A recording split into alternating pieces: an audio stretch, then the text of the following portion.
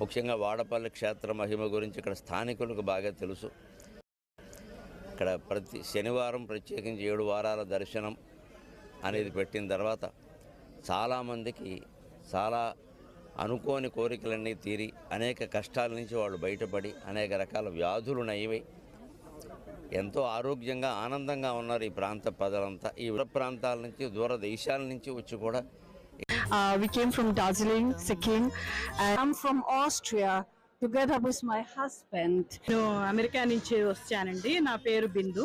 నాకు అసలు ఈ వాడపల్లి ఎక్కడ ఉంది, గోదావరి తీరం కల్లోకి వచ్చింది కానీ వాడపల్లి ఎక్కడ ఉందో కూడా నాకు తెలియదు. నేను మళ్ళీ గూగుల్లో సెర్చ్ చేసుకుని స్వామివారి దర్శనానికి వచ్చాను. ఇక్కడ వెలిసిన విగ్రహం స్వయంభూగా వెలిసిన విగ్రహం అనడానికి అది ప్రత్యక్షమైనటువంటి సాక్ష్యం.